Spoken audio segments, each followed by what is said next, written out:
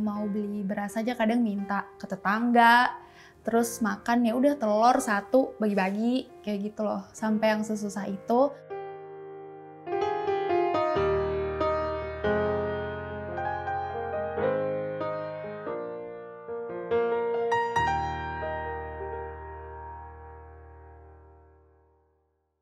Hai, nama gue Aya, sekarang gue 21 tahun, sekarang gue sibuk kuliah semester akhir, sama sekarang hari-hari gue ngonten.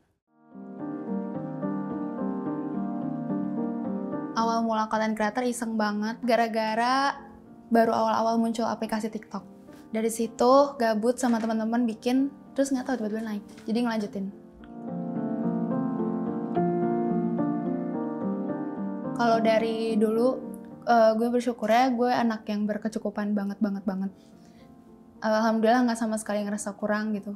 Cuma tahun 2019 itu mungkin terakhir gue merasakan kejayaan gitu. Awal-awal gue kuliah gue masih ngerasain bolak-balik bawa mobil, gue masih di kosan yang ada balkonnya, masih yang enak banget. Terus 2021 awal kondisinya udah beda gitu. Awalnya itu gue tahu gara-gara bokap gue resign duluan. Terus nyokap gue nyusul untuk resign. Yang gue bikin kaget tuh karena mereka udah 30 tahunan lebih lah di perusahaan tersebut masing-masing gitu kan. Terus gue kayak oh ya udah gitu. Karena mereka nggak mungkin langsung to the point bilang udah nggak pada kerja gitu. Jadi ya dari situ mau nggak mau anak-anaknya yang gantian.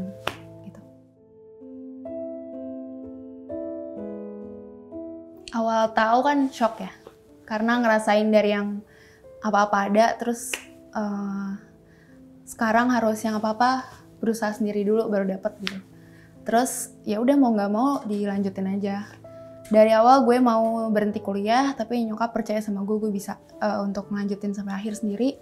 Jadi ya udah gue juga lanjutin aja, gue percaya gitu. Terus makanya karena dari media sosial juga lumayan naik, jadi makanya gue makin aktif konten, ternyata lumayan banyak endorsement yang masuk, jadi gue bisa lanjutin kuliah.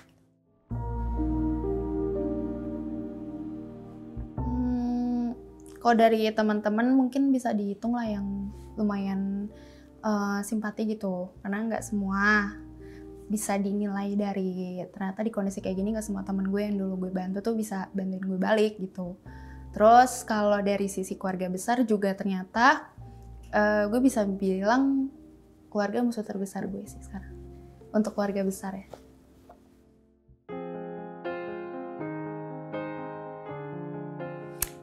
Alhamdulillahnya karena satu persatu dari gue sama kakak gue itu udah punya penghasilan masing-masing sih. Jadi karena kakak gue yang pertama, yang kedua sama gue sendiri udah punya penghasilan masing-masing.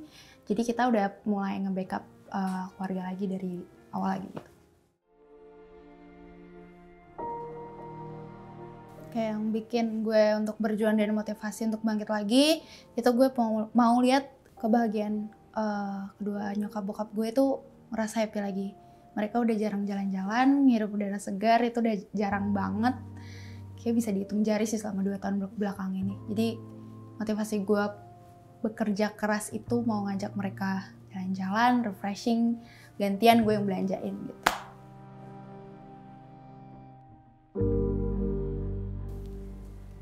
Everything sih, everything. Dari zaman-zamannya gue baru turun itu, gue ngerasa dulu gue ungrateful banget anaknya. Gue nggak pernah puas sama apa yang gue dapet gitu. Kayak gue dikasih A, B, C, D, semua barang yang gue mau sehari dapet gitu. Gak pernah bersyukur, kayak gak pernah puas aja, mau lagi. Dan setelah ngerasain kayak gini, waktu gue sama keluarga itu jadi jauh lebih banyak. Gue jadi jauh lebih banyak ngobrol, karena nyokap bokap gue juga selalu di rumah kan, stay di rumah gitu. Terus sekarang baru ngerasain nyari uang tuh susah banget, capek. Jadinya benar-benar sekarang ngerasain yang namanya grateful aja, punya hal kecil tuh ya udah disyukurin aja gitu.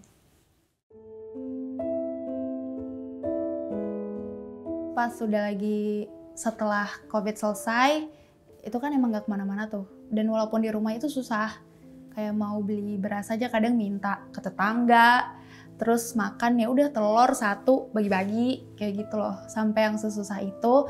Tapi ya udah itu seru-seru aja gitu, ternyata aku dijalanin rame-rame di rumah gitu. Terus ngobrol-ngobrol kayak ngerasa nanti bisa aku kayak dulu lagi makan enak kayak gitu.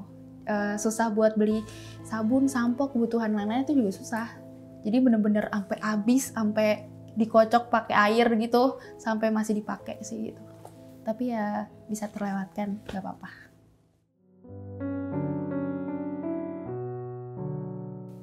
Kalau ke orang tua mungkin sempat ada rasa, kenapa sih harus ngambil jalan kayak gini gitu. Cuma kan kita juga sebagai anak nggak tahu ya, maksudnya masalah internalnya papa sama mama itu ada apa, sebenarnya nggak kurang paham juga gitu. Cuma daripada memperburuk kan kalau dipikir-pikir ya udah mendingan ikutin aja gitu. Dan jadinya aku sama kakak tuh bener-bener yang makin oke, kita bertiga gabung untuk bangkitin lagi gitu aja. Jadi waktu zaman susah perekonomian itu, gue sempat beberapa kali pinjem uang ke teman gue yang dulu sempat gue bantu. Dari 5 orang yang gue tanyain, itu yang gue bantu gue cuma 1. Itu dari 5. Terus yang selalu mau nemenin gue kalau gue lagi susah banget itu dihitung jari deh, pokoknya 2, 1 itu aja orangnya. Jadi benar-benar ya deh gue cukup tahu sih. Karena dulu gue orangnya yang benar-benar seroyal itu aja. Kalau misalkan emang dia bilang, tolong talangin dulu dong, gue nggak pernah nagih gitu. Dan gue juga kalau emang diganti syukur, kalau enggak ya udah. Cuma sekarang giliran gue butuh-butuhnya banget, dan gue tuh jelas gitu, gue minjem buat beli beras misalkan, nggak dikasih, bilangnya nggak ada tapi dia ngopi segala macam gitu loh. Ya cukup tahu aja.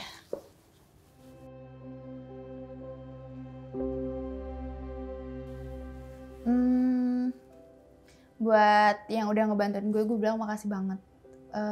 Tapi buat yang emang lo belum bisa bantuin gue mungkin, kalau emang lo lupa juga, ya udah. Cuma gue selalu bantuin lo sampai sekarang. Sampai sekarang ini kalau lo butuh apa-apa dari hal kecil sampai hal besar yang lo mau tanyain, apalagi misalkan soal promosi lah yang lo mau tanyain buat brand lo, terus kayak hal-hal yang emang bisa bersangkutan sama gue tetap bantuin lo dari awal. Gue nggak berharap gue nggak minta untuk lo itu masih mau nemenin gue, cuma gue tetap bakal bantuin lo karena ya udah lo tetap orang baik bagi gue.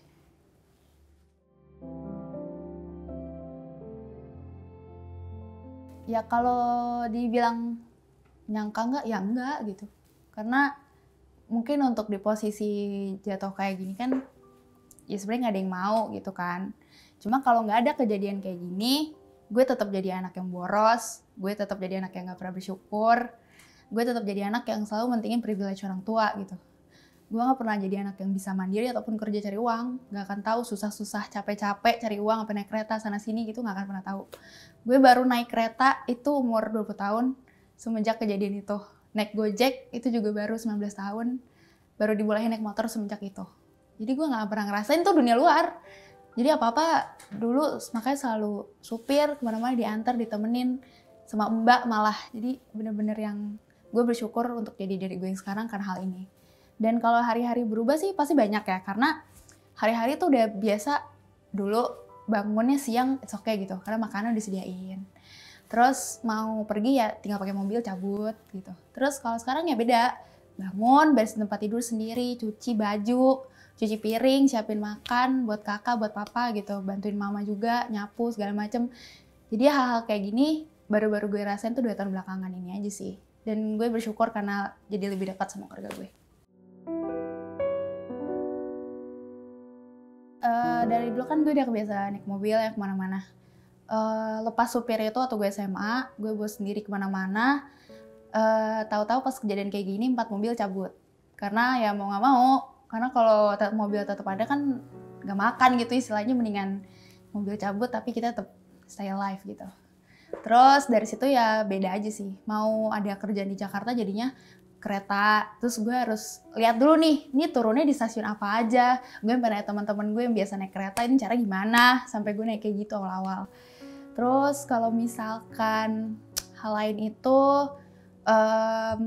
lagi bareng-bareng di meja makan misalkan gitu lah ya.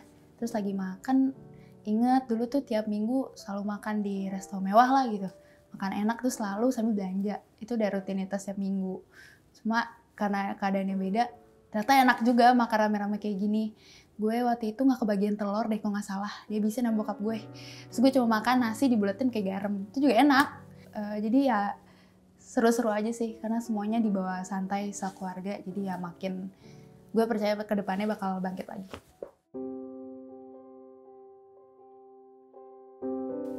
Cita-cita gue sih pengen cepet lulus ya. Bisa lulus karena gue bisa berkarir kemana aja sih. Maksudnya kalau udah ada sarjana, entah gue jadi budak korporat sambil konten juga, sambil ntar mau ke entertainment atau gimana ya gampang lah. Sekarang cita-cita gue mau cepet lulus dulu. Ya pesan buat teman-teman di luar sana, kalau ngerasain hal yang sama kayak gue, tenang aja gitu, nggak sendiri. Soalnya gue yakin bakal ada jalannya buat lo gitu. Karena walaupun alhamdulillah nih gue udah ketemu jalan gue. Mungkin gue bakal ngerintis dari content creator kecil-kecilan di awal gitu. Cuma mungkin suatu saat kalian bakal nemuin titik kecil itu buat bangkit lagi. Pesan dari gue yang sekarang untuk gue yang dulu, lu kenapa gak bersyukur jadi orang gitu.